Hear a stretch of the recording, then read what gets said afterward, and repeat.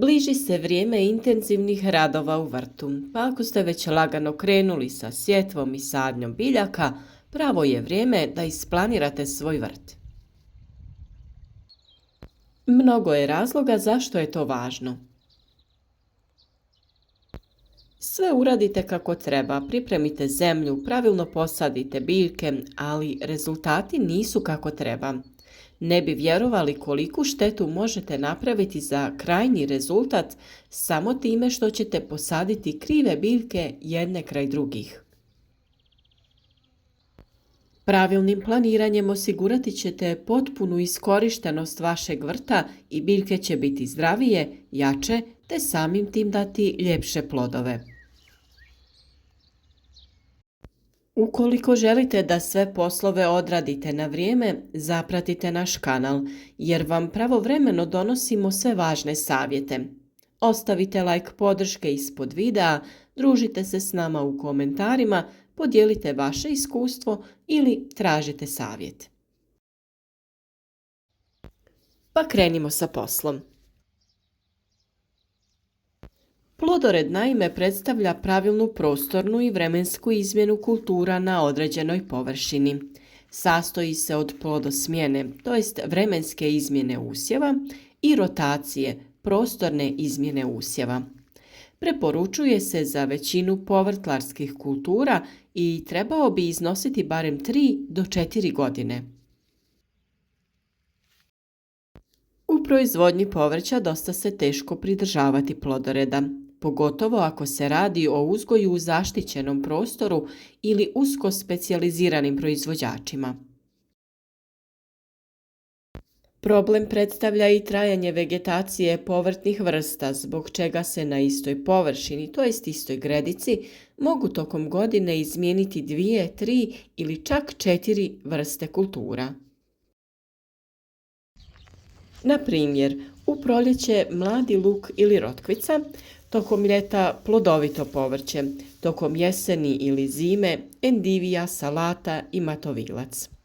Ako se iste vrste svake godine izmjenjuju na jednoj gredici, to nije plodored. Ako za neku kulturu kažemo da dolazi na prvo mjesto u plodoredu, to znači da se ona uzgaja nakon gnojidbe stajskim gnojivom. Više je razloga uvođenja plodoreda. To su međusobna tolerantnost usjeva, zaštita od bolesti i štetnika koji napadaju iste ili srodne vrste, zaštita od korova, održavanje razine humusa i povoljne strukture tla, različito trošenje vode i korištenje hranjiva kod različitih usjeva, različitih dubina, ukorjenjavanja i dubine obrade. Nepoštivanje plodoreda uzrokuje narušavanje kvalitete i umornosti tla. Uglavnom dolazi do akumulacije uzročnika biljnih bolesti i štetnika, do iscrpljivanja istovrsnih hranjiva iz tla, degradacije strukture i hemijske reakcije tla. Pa koji su to najbolji predusjevi za one najvažnije povrtlarske kulture? Za paradajz to bi bile mahunarke i korijenasto povrće. Za papriku to bi bile višegodišnje trave i leguminoze, korijenasto povrće. Za kupusnjače to bi bio krompir, paradajz, paprika, višegodišnje trave i leguminoze, mahunarke i korijenasto povrće. Za grašak i mahune tu je paradajz, paprika, krompir, pšenica i ječam. Za korijenasto povrće dobri predusjevi su paradajz, paprika, krastavac i mahune. Za krastavac i lubenicu tu su paprika, paradajz, krompir i višegodišnje i jednogodišnje trave i leguminoze. Za luk najbolji predusjevi su paprika, krastavac, lubenica i pšenica.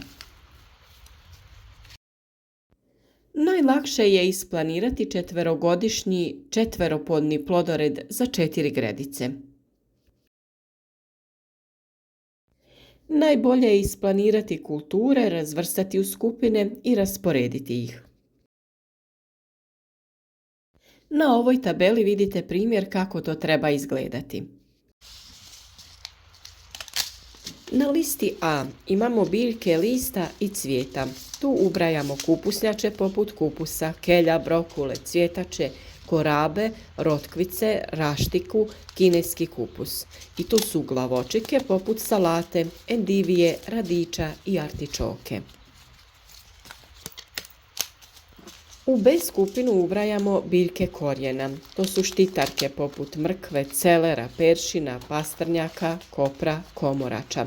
Te ubrajamo luk poput crvenog i bijelog luka, poriluka, luka vlasca i kozjaka. Te lobodnjače poput cikle, blitve, špinata i lobode. Na listi C se nalaze biljke ploda. To su pomoćnice, paradajz, paprika, patlidžan i krompir, te tikvenjače, krastavac, dinja, lubenica, tikvica i buča. Na listu D smo smjestili mahunarke, to su grah, grašak, bob, leća, slanutak i soja. Šta sad to znači?